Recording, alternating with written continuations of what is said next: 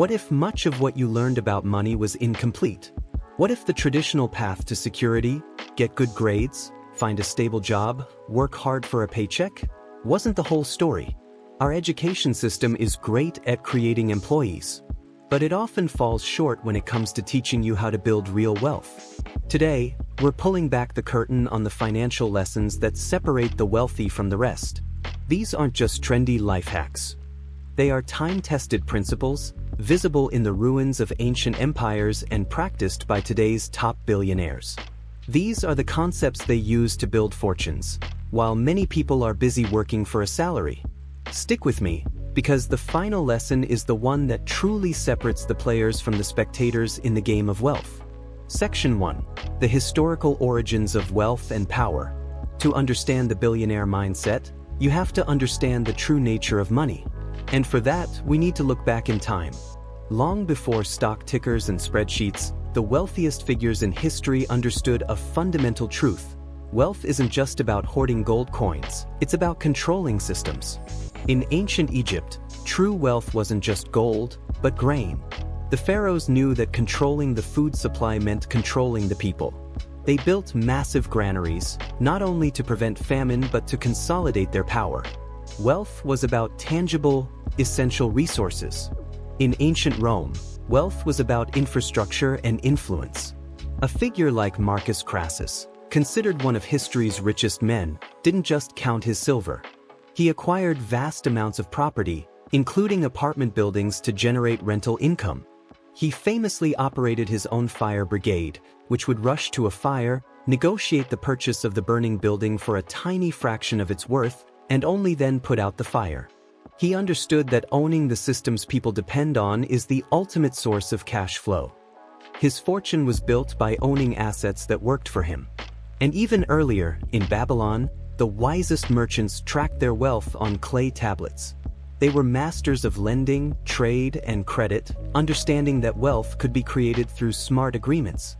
These empires didn't just stumble into riches. They engineered systems. They knew money and power were inseparable, a lesson that seems to be mostly left out of the modern curriculum. Section 2.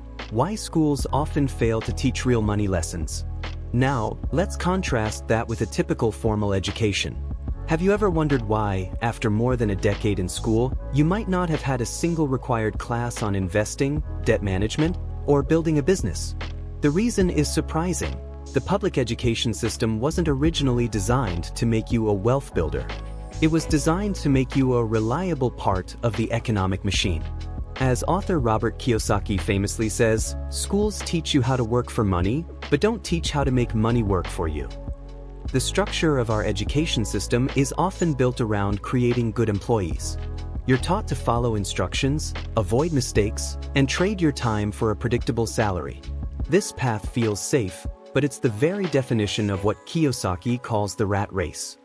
You learn to work for your money, but your money never learns to work for you. While there's a growing movement to add personal finance to the curriculum, with 29 U.S. states requiring such courses for graduation as of 2025, many programs are still just scratching the surface. They might teach you to save money in a bank, which is a crucial first step, but often don't go deep enough into how inflation erodes those savings or how to invest effectively. They teach about the dangers of bad debt, like credit cards, but rarely explain good debt, the kind used to buy assets that generate income.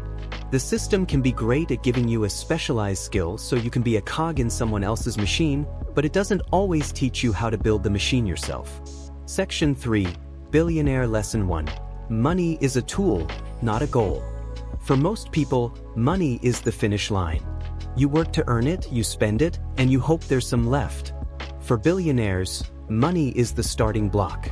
It's a tool, a resource to be deployed. Every dollar is like an employee sent out on a mission to come back with friends. This is a core lesson from The Richest Man in Babylon, where the main character explains his journey to wealth began when he decided, a part of all I earn is mine to keep. This isn't just about saving. It's about paying yourself first, setting aside a portion of your income, not to spend, but to put to work.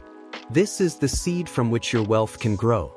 The most critical application of this mindset is understanding the difference between an asset and a liability. Now, in accounting, the definitions are technical. But for the purpose of building wealth, let's use the simple, powerful definitions popularized by Robert Kiyosaki. An asset is something that puts money in your pocket. A liability is something that takes money out of your pocket. The middle class often buys liabilities they think are assets. They buy a fancy car, and it costs them in payments, insurance, and maintenance. They buy a bigger house, and it drains their income through a mortgage, taxes, and upkeep. Billionaires, on the other hand, focus on one thing: acquiring income-producing assets. They use their income to buy businesses, dividend-paying stocks, or rental properties that generate cash flow. This cash flow then buys them more assets, creating a powerful, unstoppable snowball of wealth. The goal isn't to never have nice things. The goal is to buy assets first, and let the income from those assets pay for your liabilities. You want a luxury car? Great. Don't use your salary. Buy an asset that generates enough passive income to cover the car payment. That is the billionaire mindset in action. If these lessons are already starting to shift your perspective on money, do me a favor and hit that like button. And make sure you subscribe to Wealth Saga.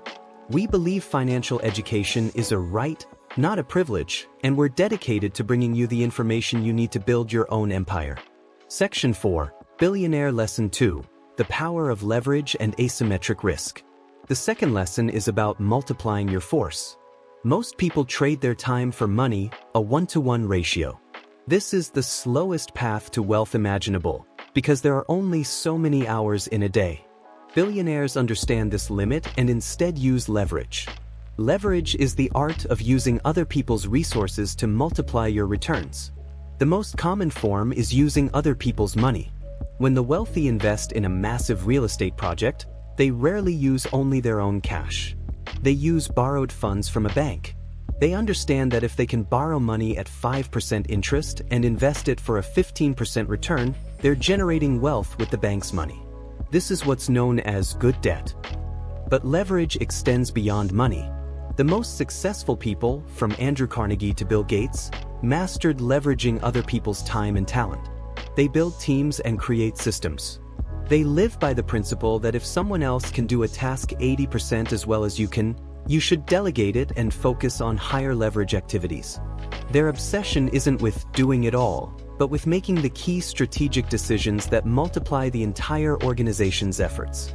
This frees them up to focus on what investors call asymmetric risk, placing calculated bets where the potential upside is exponentially greater than the downside.